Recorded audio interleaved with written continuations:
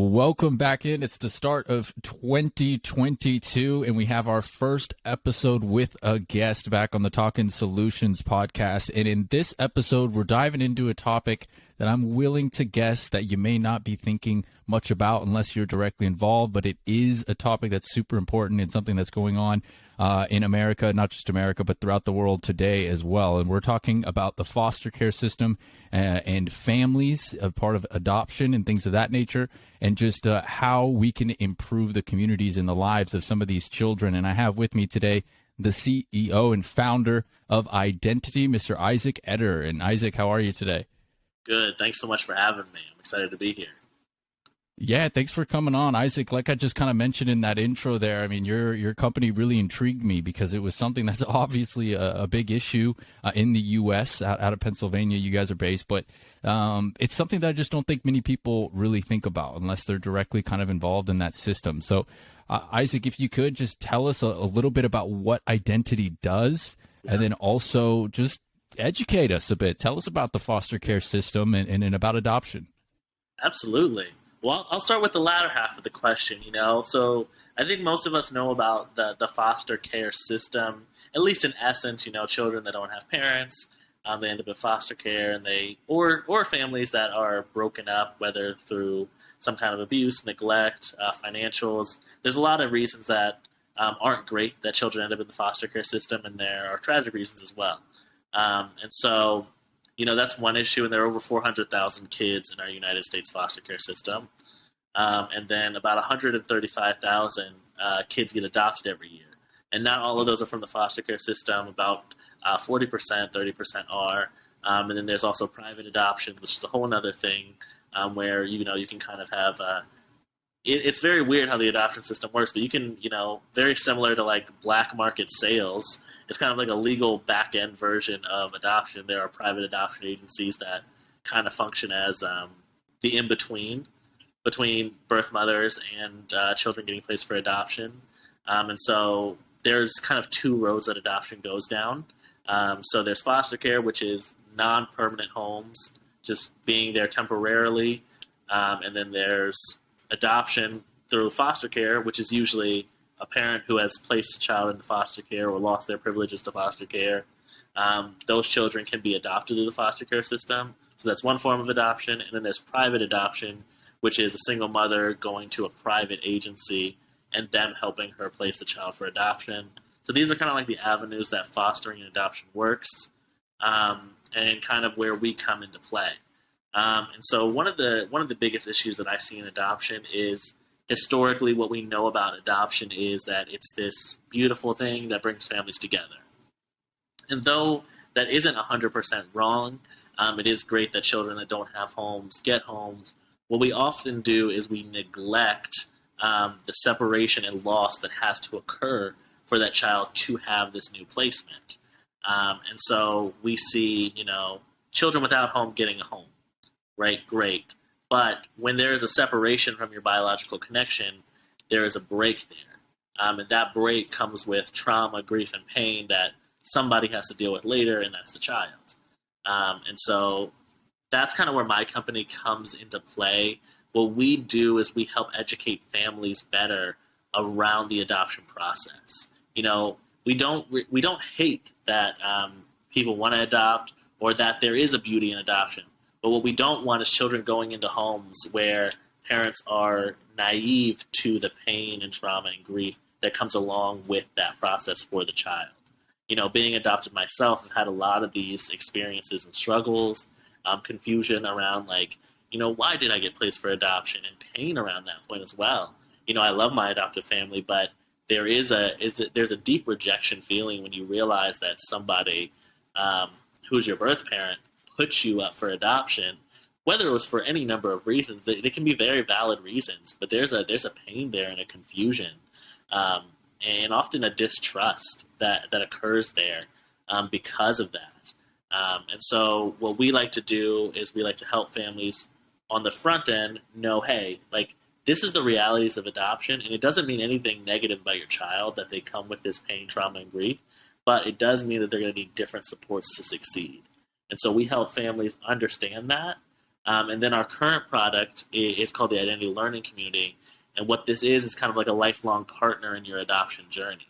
And so what we do is we have webinars, tutorials, and community for adoptive and foster families to actually be in a community of people that understand the challenges that come with adoption and fostering. You know, if you adopt from the foster care system, especially, there's a good chance that your child spent time with their biological family or has some trauma connected to their experience in the system or with their family. And so that's a different kind of support that you need to be able to support them. There's a different set of tools and skills you need. And so what our learning community does is it gives adoptive and foster families a place to feel seen, to feel heard, to feel supported. And then our tutorial collection is all about like hair care, skin care, cultural connection things, especially when we think about like white families adopting children of a different race. We think about like cultural elements. So what can we do to help those parents understand how to connect their child of a different race to their culture? And we know race in America is kind of a big deal. There's a lot of cultural things that are connected to your experience as a person of color in America. And so hair care is one of those, like, we all know about that. We've all seen the TV shows. We've all seen the sketches of the white family that adopts a black kid and doesn't know how to do their hair. What we're doing is taking that problem and putting the fix right on your phone. There's a lot of places where you can go and learn how to do hair care, like YouTube and stuff like that, and that's great. But what we're doing is building a tutorial set conditioned and tailored to the adoptive and foster family experience. And all those tutorials can be, seen through your phone, through your app, as well as monthly webinars to actually get deeper knowledge on the experience. So that's in kind of short the adoption world and what we're doing at Identity.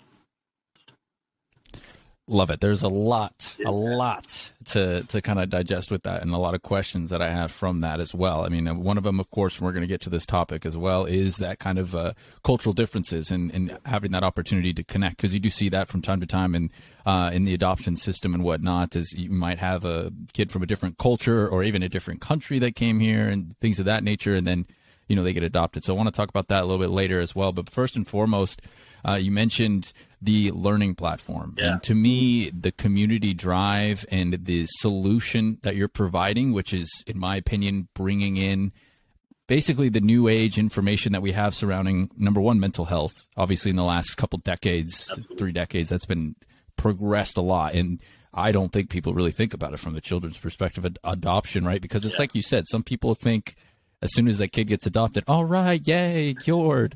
This is great. Yeah. And like you said, it's obviously it's great. It's fantastic. But there are a few things going in it. So how much of the platform do you envision? Because you mentioned, a lot of resources and education. How much of the platform do you envision of it being a community, in a sense where there can be a lot of different parents that can be bouncing, ideas off each other, and even for the adoptees as well? How much of a community feel do you envision this having? Yeah, I mean, our goal is for it to be very community focused. I think that there's something really powerful about learning in community and also trying to create a trust in that community. It gets harder at scale, but especially while we're in our early days, while we're, in this beginning or phase, we're really focused on this community feeling being one of the key things that would bring people to the platform, right? The tutorials are great, the webinars are great, and they are unique to our product. I don't want to downgrade them at all. We've spent a lot of time building them out and tailoring them to our ideal customer. But what makes people value something or really feel connected to something is being able to see themselves and to feel like they're heard and valued.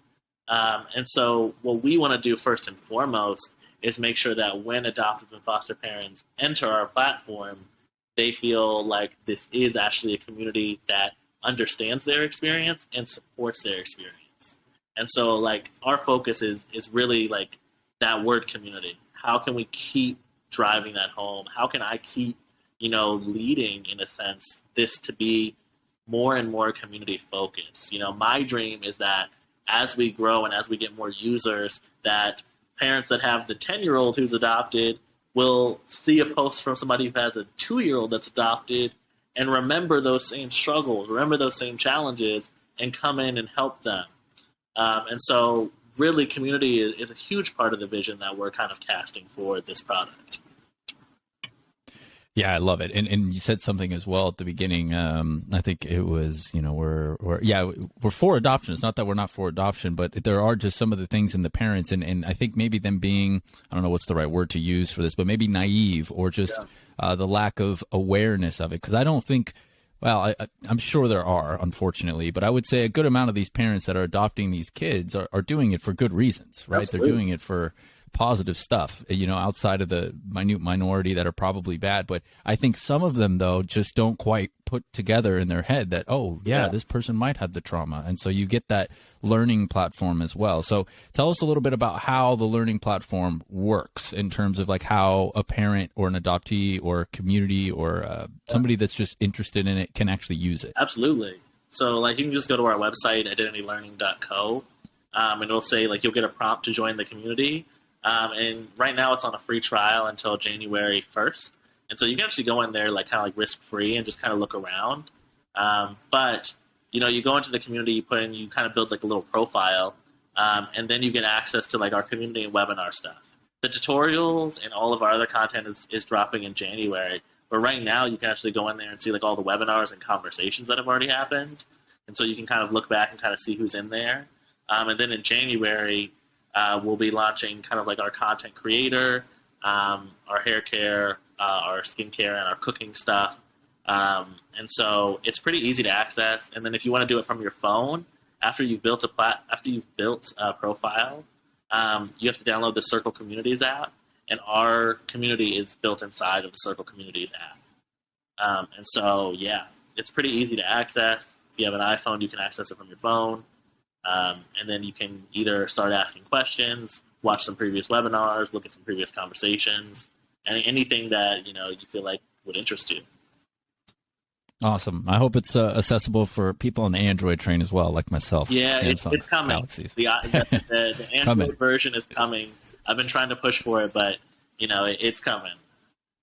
Oh yeah, that's the developer joke. Everybody always does iOS first, and then they focus more on the Android stuff. But for good reason. iOS and Apple's dominate the market. So that's fantastic. It's very accessible. Like you said, he's got plenty of opportunities for you to jump in on iOS, and then of course on the web, which everybody has access to, whether you have an Android or an iPhone. Yep, going forward on that front. So Isaac, I want to get into a little bit about some of the feedback that you've been getting with it as well, and this idea. Obviously, you have this as a history. This is something that I imagine is something you're passionate about, means a lot to you. So when you've spoken to other people that have been adopted, or even maybe people that are currently are in as children adopted or teenagers, not sure how that would work in terms of if you're able to speak with them or not. But parents as well, what type of feedback have you been getting from kind of the community as a whole? Yeah, we've gotten really positive feedback. One of the biggest issues in adoption has been the education process. And it's not any secret, to be honest. If you've worked in adoption or if you've adopted a child, I've talked to several parents who have been like, when we did our adoption education hours, we didn't pay attention. We had to rush through stuff just to get approved for placement. It's just not a meaningful process to a lot of parents. And I think that's not the adoptive parent's fault. You know what I mean? If you go through the process to get approved to adopt or to foster, and your education requirements are on a 2-month time frame, and you have to read 6 books, nobody's talking to you about it, and then you have to go through a pre-recorded slide deck presentation that just isn't engaging.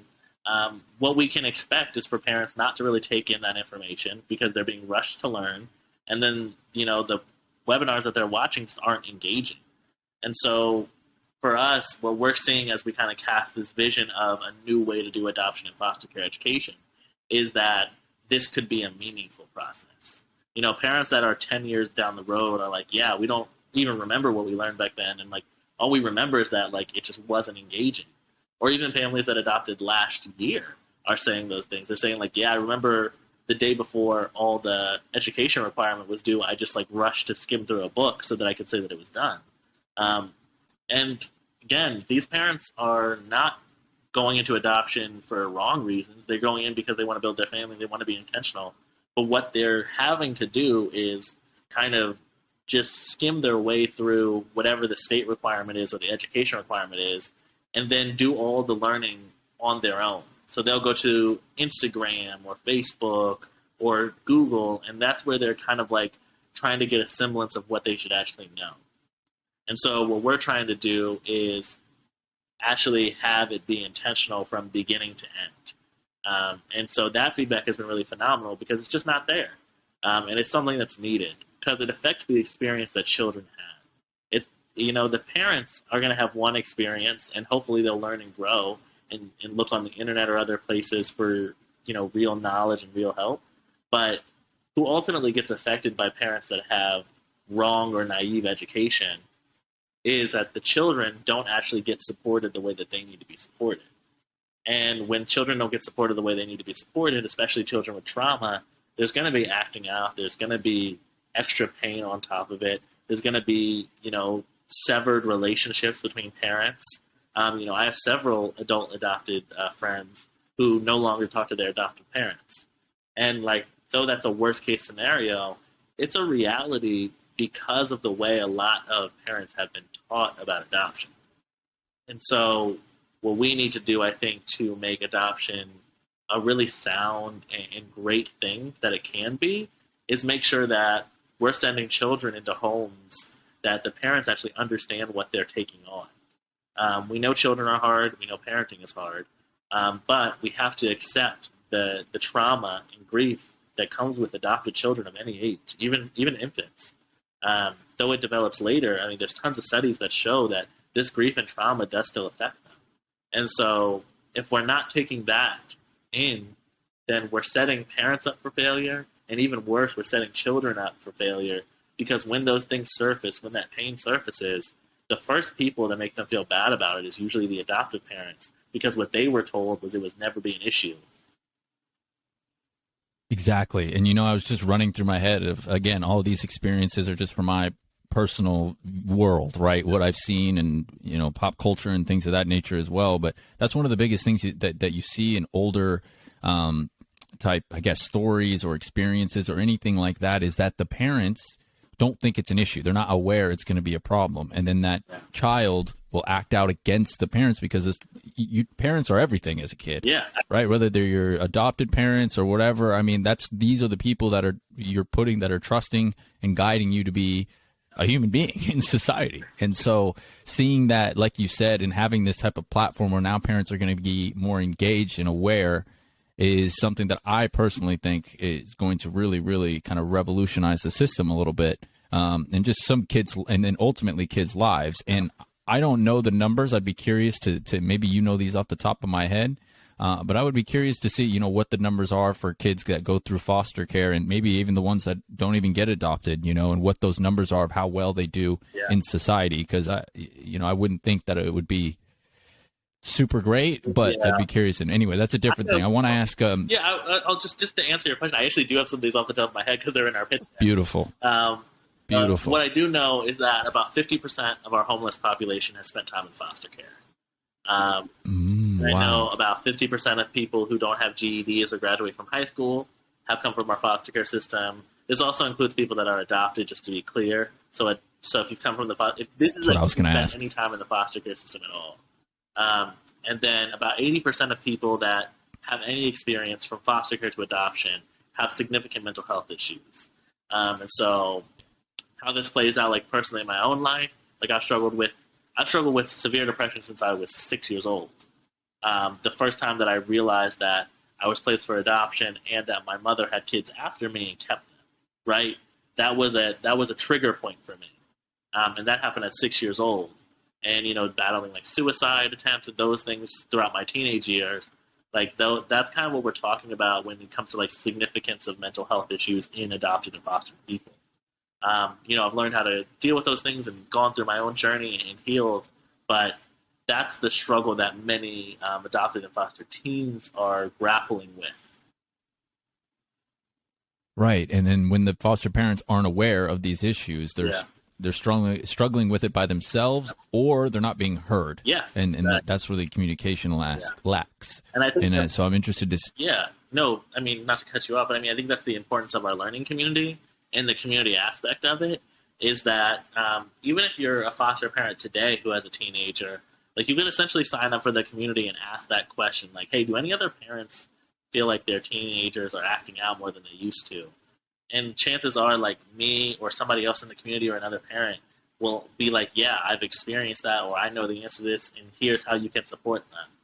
That I think is really the revolutionary part of our product, is not necessarily just that it's a new way of thinking about adoption and foster care education, but it's ongoing support and support that understands you, which we all know is valuable.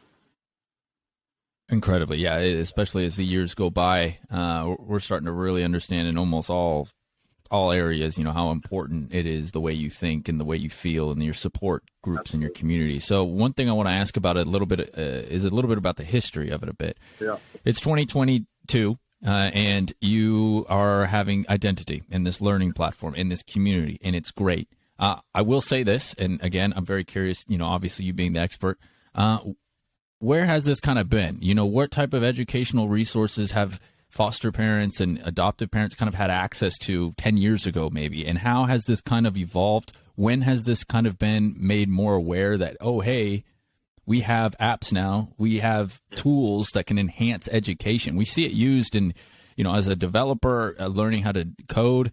Oh my goodness. I mean, there's tons of resources, communities I can touch on, and that finances everywhere. Yeah. I feel like for adoptees and parents and that community, that's really been lacking. So in 10 years, 15 years ago, how was the education? Was it just the books like you mentioned before? And is this what you're doing pretty new? Are there other competitors, or how's it looking? Yeah, I will say that, like, there really wasn't much. Historically, in adoption and foster care, resources have been low. This is probably the most there's ever been historically, with between blogs, articles, nonprofits, more dedication towards learning. But yeah, what we're doing is pretty new. The app idea is new. I'm not sure if anybody has tried to do it previously, but from my research, there really isn't anybody out there looking at what the market, I guess, that we are serving right now with the learning community would be post-placement support. So it would be after you've been placed with a foster adopted child. And in terms of post-placement support is where we see the least resources. So what you're probably going to find is that there are platforms that have been created, like pre-recorded, lessons and stuff like that for pre-adoptive parents. But we're seeing the biggest lack on post-adoption stuff. And I wouldn't say that the pre-adoption stuff is great or bad. It's not. It's kind of in between. Like, it's neutral. It's not really bad or it's not really great. And so really one of the reasons that we chose to target post-placement support first was because we saw it as the greatest need. There are so many children that are placed into homes where parents are struggling to understand, and then they're also kind of going through the struggle alone. Like, I've talked to, just in the last week or two, I've talked to so many adoptive parents who just said, they just have trouble in their friend group talking about their challenges. Like, in their friend group of other people who haven't adopted, they have trouble resonating experiences. And it kind of led me back to what we believe about the importance of the community aspect of our platform. It's just there are some parents out here that are learning, not from their adoption agency or from their education, that this is going to be a different journey. And as they're learning it, they're realizing that the community around them also doesn't understand it. And so resources are low in general, but especially low in post-placement support. Yeah, absolutely. Again, I haven't seen anything like that from my eye as well. So, Isaac, then I guess with those post-learning resources and with the kind of curriculum that you're going through and whatnot, take us down the road a little bit about what the process looks like when you create these webinars and you create this content. I imagine with webinars, you're getting guest speakers to come on potentially and things of that nature as well. So tell us a little bit about the content and then the people that are giving this content and the expertise that they provide. Absolutely. So right now, kind of in our beta season, we've been running a speaker series of kind of adoptees that work in adoption, talking about their journeys. we've had several authors come in who have been adopted, who have worked in adoption. Tony Hines, Kevin Hoffman, and then we've had just some social worker speakers come as well. And really, I think the value of the webinars is that we're kind of mixing in lived experience and professional experience. So as we plan for 2022, we're bringing in some people who aren't adopted but are, mental health professionals. So they're going to talk about being trauma informed and how do we deal with mental health. But then we're also bringing in adoptees who have the lived experience, who are giving you the perspective of, I lived this, this was my struggle, this is where my parents didn't understand me, here's the support I wish I had. And so for our webinars, we're kind of coming at it from two angles, which is it's valuable to know what other adoptees have experienced, but it's also valuable to be trauma informed, understand mental health, for social workers to come in and talk about the process. And so mixing in that mental health and reality is kind of our process for webinars. And for tutorials, it's really been just partnering with professionals. Like for hair care, we're partnering with somebody who does hair care professionally. She's helping us build the tutorials and kind of becoming our face with the cooking series. And a lot of these things are cultural, so we have a pretty big focus on like interracial adoptions. And so cooking and hair care are kind of more focused towards interracial adoptions. Like we're just partnering with chefs. We have a chef of the month that's starting in January who's going to be, teaching cooking stuff. How can you connect your child's culture to your family through food? These are just kind of like fun ideas that help families kind of build some of that cultural competency. It's fun too. Yeah, fun. You know what I mean? Yeah. When you bring about food or hair, that's fun stuff. When you're talking about cultural, my mom's side of the family is from Venezuela and stuff, but I don't see that side of the family very often. So when I was a kid, we'd kind of go down and we get these arepas and all this great food. I'm like, yeah, all right, So it's a fun vibe. So I think that's really important, and that leads me to kind of the cultural topic and whatnot. Right now, what are kind of the numbers do you know that look like in terms of interracial kind of adoption for families as well? Because I've seen, I do a daily dose of positive news and whatnot, and sometimes you get the adoptive stories, and. Yeah. And you get, the white parents who adopt kids from Jamaica, for example, right? And then you have the African-American gentleman who's adopted, I think, 14 kids from the pandemic, and they're a mix of everywhere, And so it's just like, what are the numbers kind of look like in terms of that? Because obviously I imagine it's an important part of it and whatnot as well. So what does that look like? Yeah. Out of the adoptions, what it seems to come down to is about like 40% of the adoptions that happen are interracial of some degree. So this could mean white adopting black kids, Asians adopting black kids, white people adopting, whatever. So interracial, and it's because, one, like people of color are obviously overrepresented in our foster care system. And so, if we look at the numbers, the majority of people in foster care are white. But that's along with the demographics of people. So they're the most white people in the United States. They're the most white kids in the thing. For how many black people there are in the United States, we're overrepresented in the foster care system, if that makes sense. And so, so a large number of adoptions that happen that are transracial are black and white. But they're the largest transracial adoption market. So what has happened historically the most is actually Korean into America. That doesn't happen as much anymore. It's kind of died down as international adoption has started to lock down because there's a lot of unethical practice that happens in international adoption. But historically, the largest has been Korean adoptees into America over the past 20 years. And so those are kind of like the two markets, the two groups of people that we think about the most right now. We plan to cover everybody over time, but as we think about interracial adoptions, and the biggest demographics, we think about Black, Hispanic, and Asian as kind of like core things right now. With the amount of Korean and Asian adoptions that happen, we really want to make sure that we have a place for those families in our community as well. Right. Yeah, and I don't want to speak out of turn here because I don't have this lived experience, but I would imagine it actually, for the underrepresented, for the the Black, the Asian, the Hispanic, they go into the white homes. I imagine it might be an extra layer of trauma if those parents aren't trying to incorporate that culture, because now it's like, okay, this is great, but this is not where I'm from, you know, and it kind of adds maybe a next level to maybe the getting abandoned or whatever it might be. So I definitely see how that could be important as well. So yeah, and I think it's really creative with the ideas, you know, like you said, bringing in the hair care and then bringing in the chef and bringing in all this fun stuff as well. So I guess when you see that, I imagine that the feedback you get from those parents is pretty good. And then I imagine they go, oh, I didn't think of this. This is great. You know, this is fun type thing, because they're learning too as it goes. Exactly. And I think that's part of the goal here. Like when I think about what this means and what this could mean for adoption education, if historically it's been boring and not engaging, and you know, parents don't feel like it has a lot of meaning or excitement behind it other than the fact that like soon they'll be able to adopt or foster, then how can we change that experience as a whole, right? You know, I often think about like companies like Career Karma, who changed how people get into tech, right? They made a more, you know, interactive and engaging experience, an easier experience.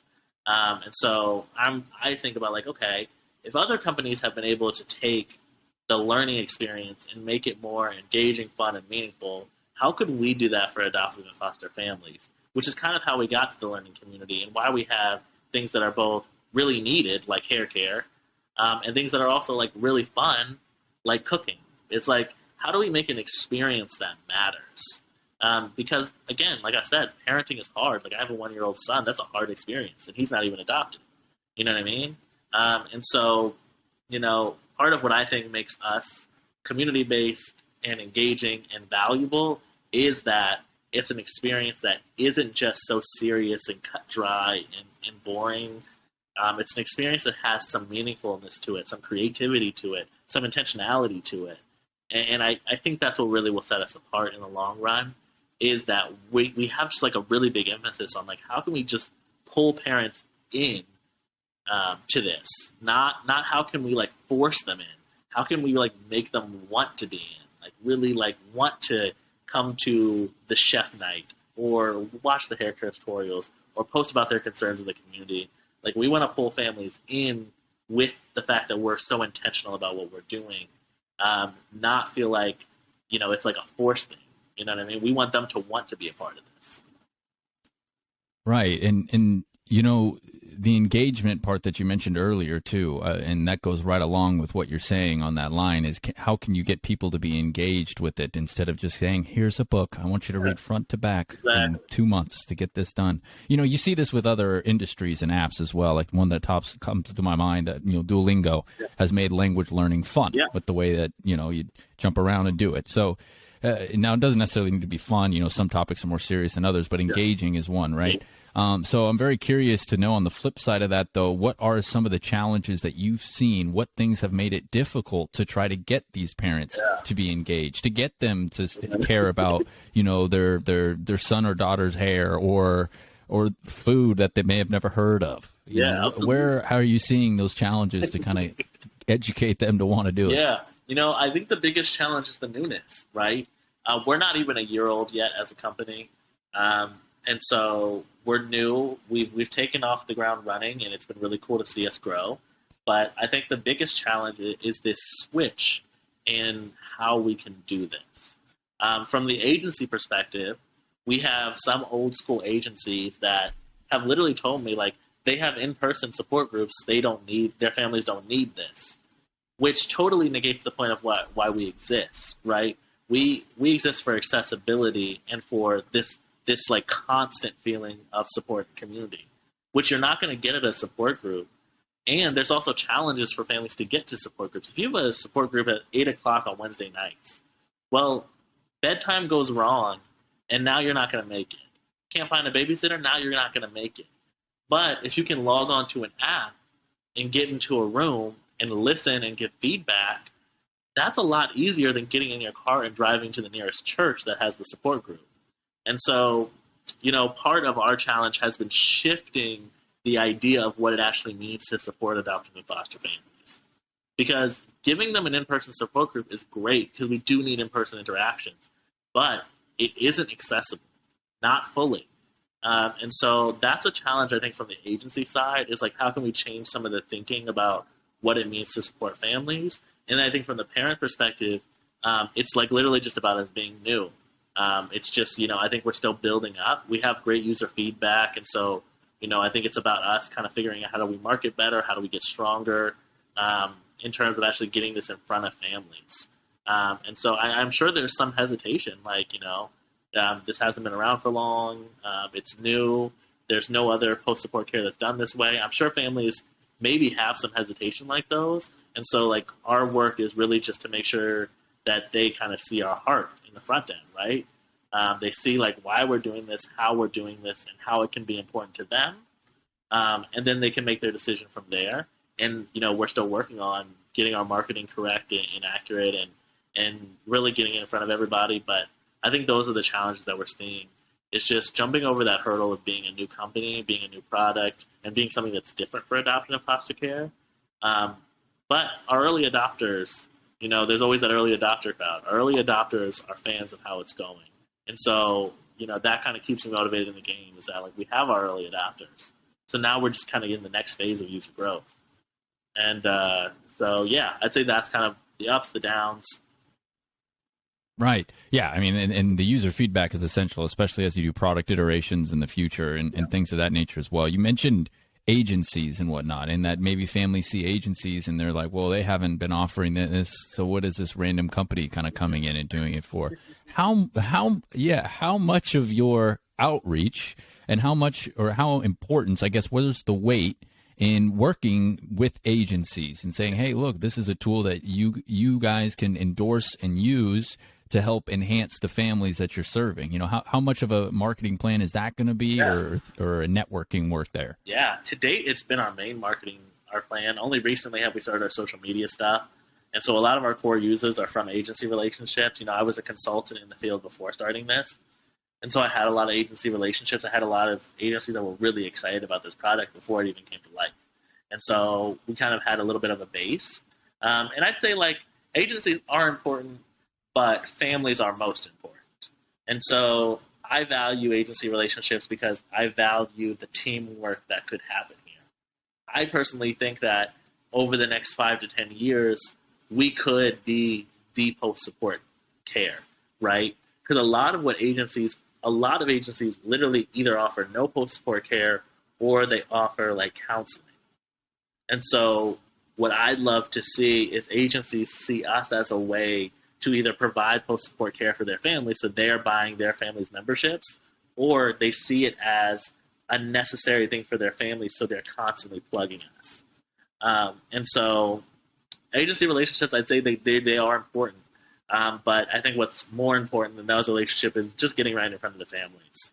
And so important, but our real client, our families, that's what's most important to me. And so some of this engagement has happened through Instagram, through TikTok, through Twitter, just meeting families who are already having these discussions publicly and letting them know about it. Like we've gotten 20 users probably just from me having engagements with them on the internet. Yeah, I mean, as a marketing person myself and dabbling in social media marketing and whatnot, I can see the Instagram, TikTok, Reels, the video content type of stuff being pretty valuable in terms of reach and getting some engagement that Absolutely. way. But interesting. Yeah, I really like that idea to kind of partner with them to kind of offer as their post resource guide, if you will, right? I mean, I see, and like you said, I see a lot of benefits of that too, because you also have you're still getting in front of families. Like maybe Absolutely. You're not directly being in the family, you're using the agency as the middle person, but you're still getting in front of it there. So it's really fascinating. Now, a question I got as well, and something that I think is important to talk about too a little bit, is where is this accessible, or accessibility wise? We're talking, obviously you can go online, get it, right? But what about price points? Is this going to be subscription based? Is this, monthly? It kind of, I think you had mentioned that, and how do you kind of determine what's a good level to keep yourselves going? Obviously, this is a business. You do need to make some money, but also it's a social business. So you're more about, like you said, the family. So how do you make it affordable for them and kind of keep things going and determining that point base? Yeah, so our starting price point is $5.99 a month. that's kind of where we found our sweet spot, and kind of where I was like, okay, if we can hit certain numbers, this really works for us. As we add more, we'll talk about price increases and what it looks like, as we kind of scale up. But that became kind of our sweet spot because it's not really inaccessible, right? If you go to Starbucks, you're spending more than $5.99 likely. And so we know that it's affordable and that like 99.9% of families that adopt or foster can afford it. It felt like a really smart starting point for us because I think accessibility is important. And I think with a new product like this, it's important to kind of pioneer a new path. And I didn't see us starting at like $15 a month really being sustainable for us in the long term. I think it made more sense for us. Like, how do we get more users in, show that this is a really valuable space and can be really revolutionary for how we actually support families. And then as we add layers onto our product that make it more and more valuable, then we do incremental price increases that are also tailored to the kind of support that we're giving, right? And so, I consider like our bare bones what we are now, which is the tutorials, the webinars, all those. Like, I personally think $5.99 a month is a good price for a family. As we add more things, we'll kind of go back to the drawing board and see. But, from our feedback from parents and from agencies, I love that price point. I think it's a great way to get families engaged and involved with little risk. Oh yeah, that's incredibly accessible. That's less than I would have thought, had I not known the price point, right? Yeah. So especially when you compare it to getting a coffee. I know it's a popular time of year, all you Starbucks fans out there, to go get your popular drinks, but all it takes is, depending on the city you're in, it takes sacrificing one. Just one. Yeah. One a month. And that's likely that you're not even going to have to do that. I mean, $6 essentially is what it is. Is not a huge price barrier for what I think families are getting. And I'd like to always, as somebody who cares about this, I'd like for our price to always seem like a win for the family. Like, I want us to over-deliver on support, over-deliver on content, over-deliver on the experience that our families are having in the community. So if one day we charge $10 a month, people still feel like that's a ridiculously low price. Value to me and what we're doing is really important. Absolutely. And I think there's a lot of avenues that you and the team can go down to provide value for that. I mean, you mentioned earlier just accessibility and apps and listening to webinars. I mean, I can think of something, just like this, a podcast that could be another good reason. I mean, it's limitless to talk about that as well. But kind of going forward with that, I want to know a little bit about the current plans. So we've heard a little bit where you guys are at in terms of users and understanding user behavior, what they're liking, what they're not liking. Tell us a little bit about what you have in the future plans, whether that might be rounding out investment or whether that might be putting in some, potentially new features, or where do you see identity going in 2022 in its second year of business? Yeah. So it won't even be the second year of business. I started identity in May, product build from June, July, August, and launched MVP in September. So May will kind of be our year anniversary. And by then, really what I'm focused on is user growth and experience. And so right now we're doing a pre-seed round, pretty low, we're just trying to raise enough money to get to what I would say is our product market fit, where we can see some really extreme growth. And so what I'd really like for us to do is, one, raise that fund. Hoping to finish it by the end of this month. I'm hoping to close before the month ends to know that we have the money going into 2022. But I think more than anything, the next year for us looks like delivering on that content flow, right? So we have our basic set of tutorials. We're looking at 6 hair care tutorials, a chef every month coming in to do the cooking stuff, and we're still working on the skincare guide. And then we just hired a content creator who's going to be doing multiple times a week posting and building engagement that way. And so, I think if I have one goal for where I would like us to be in May at that year worst is I'd like to see us be at good user growth, so into thousands of users, and I like to see us really delivering on that support. The next person that I want to bring in is somebody who really manages the day-to-day of the community. I love doing it, but there's so many jobs that the founder has to do, and so I'd like to hire somebody who can really spend like all day focusing on like, what are our parents saying? What are they saying they need? What are new tutorials that we could bring? What are new lessons that we could bring? Who can we bring in as webinars that are actually like what the parents are talking about? Which I think helps us grow and deliver on that promise of families feeling supported and seen. And so like for 2022, that's the goal. It is really doubling down on our mission, on what we hope to do, and trusting that as our users grow and come in, we can just keep scaling up that support, right? At 5,000 users, we can add a whole new level of support, another staff member, another whatnot, and all that. And so, that's what I see as our road to success.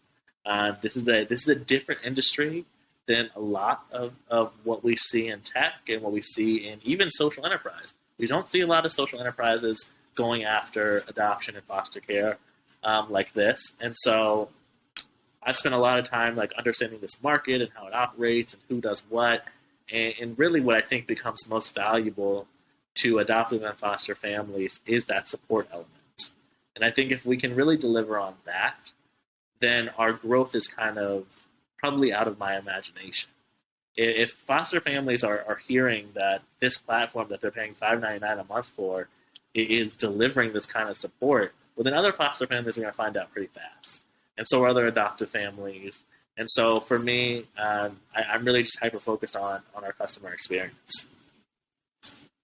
I think that's so great. Yeah, because I mean, the more user growth you get, the more value you can provide. And I could tell just from that answer that you're pretty excited about adding more value and more resources. Absolutely. And I think that's great. So Isaac, yeah, we've talked a lot about identity and what you guys are all trying to accomplish. We've talked about the importance of matching these adoptive parents with some of the cultural backgrounds that they need to learn, because obviously that's huge, especially in America today, where we have so many different cultures in, which is a beautiful thing, but it does provide a bit of a misunderstanding and some problems at times.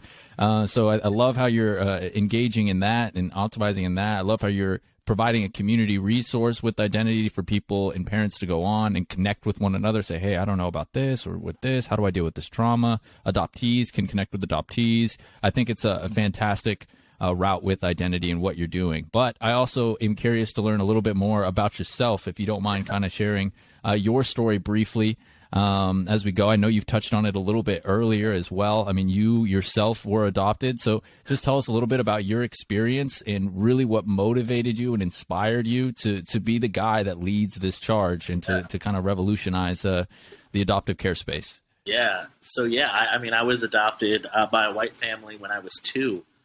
And so I spent most of my life in conservative white spaces, not really seeing anybody else that looks like me. And that led to a lot of issues in my own life around like my identity, a lot of insecurity around being Black, which kind of all culminated to me kind of exiting high school and going out into the world and experiencing racism for the first time. And when I was at college experiencing racism, like it was a traumatic experience for me.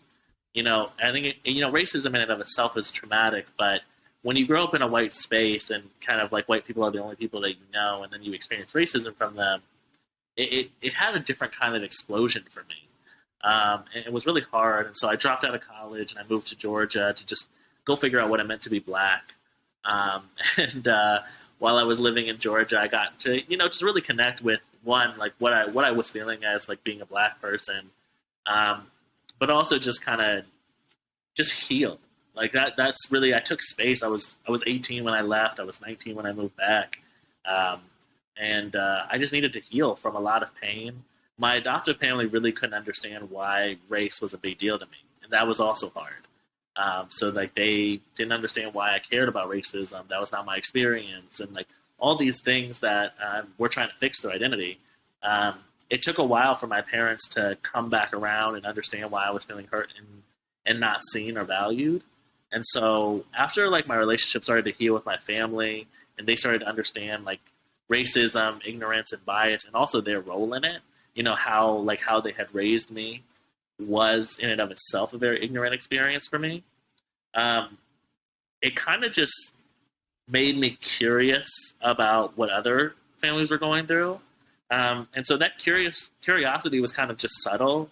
But I started a nonprofit. I don't even remember what year it was. It was maybe 2018 maybe.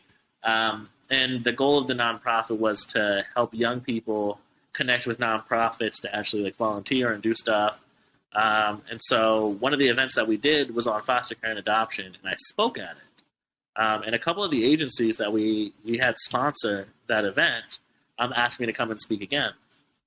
And one agency in particular had me come every month to their cultural training. So I would talk about being a Black person in a white family and just my experience and answer questions. And after a couple months of doing it, she kind of just pulled me aside. She was like, hey, you should think about doing this. And, I was young. I didn't care. It was whatever. And so I just dropped what I was doing and I started this consulting firm called Etter Consulting. That was in 2019.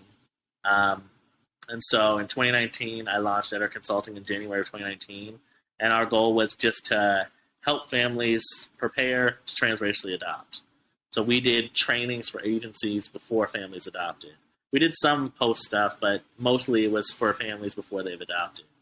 And that experience really gave me insight into more of the adoption and foster care world and industry, and made me realize that it wasn't just in interracial adoptions that we were having education problems. It was the whole adoption experience. And so that's what actually got me really hyper-focused on building what we're building at Identity, which is really just an expansion of the work that I was doing at Etter Consulting and through a new model. I was going to agencies or doing Zoom webinars for families before, but now the goal is how do we provide more access to education and support. But yeah, I mean, that's kind of like in short my story. But yeah, like my adoption experience and not being understood by my adoptive parents is really key in what we're doing, right? It's my lived experience. There were times in my life where I thought I wouldn't have a relationship with my adoptive family. And that experience and the experience that I know other adopted people go through because they've heard my story and told me, that kind of all led us here. My work at Etter Consulting had me speaking at agencies around the country, and every agency I spoke at, like the same stories were always there. There was always a social worker who worked there who was like, we really need better education. They were always saying it. They were always saying we need better resources, we need better education on this topic. And, being a guest speaker, being a consultant, for you to make any money, you can't charge $5. And so, in the model that we were doing it would have been really unsustainable for most agencies. I had a good number of clients, but most agencies weren't bringing me in every month because that was not really a part of their budget. And for them to do that, I would have to go down significantly, and then it wouldn't work for me. And so seeing all those issues, constantly hearing, we need better education, we need better support, we need better education, we need better support, all those things have been ingrained in my head for the last 3 or 4 years. And so when it finally kind of clicked for Identity, and I will say, there was one day in particular that it clicked. It took a long time. I had ideas about what we could do, but there was one day in May that it finally clicked exactly what it could look like. That's when all these years of speaking and talking to agencies and hearing this exact same problem that we're addressing be told to me several times, that's when it finally turned into what it is today, which is Identity. That's a great story. That story really is the story that you definitely go, okay, this is why Identity was founded. Yeah, right? It's exactly. An inspirational story. It's really about okay, from the beginning, this is firsthand experience of problems I had. It went through struggles. It went through the beginning as a kid, struggles with your own family. Sounds like a little bit of redemption with your own family and understanding coming through, and then applying that to other kids and young adults who had gone through and experienced that. So that's really cool. I'm happy to hear that you're applying this now and working on this project, because I think it's something, again, that's very much underrepresented in the business community, especially in the tech space. And it's a problem that I don't think enough people think about, but it's something that should be a focal point because, I mean, what are children? Children are the future, quite literally the future. And if you are neglecting children, then, I mean, it's just going to lead to bad results. We should be trying to optimize as many as we can and enhance them. So, absolutely. I think, yeah. So Isaac, thank you so much for coming on. I've been, inspired by the conversation of what you guys are doing over there at Identity. And I want to give you an opportunity to share. Please tell us, how can people help? How can people support, even if they're not a part of the adoptive, community and whatnot? How can people help to raise awareness and really move your company forward? Yeah. I mean, obviously sharing our product, sharing what we're doing always really helps. Our website is identitylearning.co. Our Instagram is identity.learning. My personal Instagram is Isaac_Etter. These are all the ways that you can kind of get involved in what we're doing, sharing those with people especially if you go to like church or if you're in a community like that. Those are really heavy adoption and foster care communities. Chances are you probably know somebody that's fostered or adopted. And so, yeah, just sharing. I tell stories on my Instagram every Monday, Wednesday, and Friday. Like, I share a clip of some part of my life or some part of my journey. And so, you can follow and share those. That's a great way to just build awareness around like the experience of adoptees. And so those are, those ways. And come say hi, come hang out. And, I'm sure we can find a way to get you involved. Do not sleep on the engagement on social media, people. Exactly. I'm telling you, the algorithms love it. So any type of like, comment, reshare is going to go a long ways in, helping the algorithm or show the algorithm that people need to see identity, and it's what people want to see as well. And again, all those links that Isaac had mentioned will be up on our link tree on the Instagram page. So easy access for you to get to those, including his own personal Instagram website in the company Instagram as well. And you'll be able to find out more information throughout the week about identity. Isaac, anything else that you would like to add before I let you go here? No, I mean, just thank you for having me. I really love being a part of this and your podcast. And I'm just really appreciative to be here. I'm more than happy to have had you. I look forward to maybe bringing you back on in the future. We can get an update to see where identity is at. Again, this is an exciting platform. And again, when I learned about it and saw what you were doing, I got pretty excited. I was like, oh, wow, this is something that, is kind of untapped and that has a lot of serious potential for a lot of different things. So thank you so much for coming on the podcast. I appreciate it, Isaac. Thank you. See ya. That's the founder of Identity, Isaac Etter, joining us on the podcast today to break in our next round, the next year, 2022, the first guest on the podcast. Excited to be back and to be interviewing great entrepreneurs, founders, authors, employees, whoever it might be, that are providing solutions to some of society's problems and whatnot. So excited for what the new year has to bring. Hope you enjoyed this episode. If you liked it, again, you can drop us a review on Apple Podcasts and follow us on Instagram at Talkin Solutions, a podcast. Until then, I will talk to you on the next episode.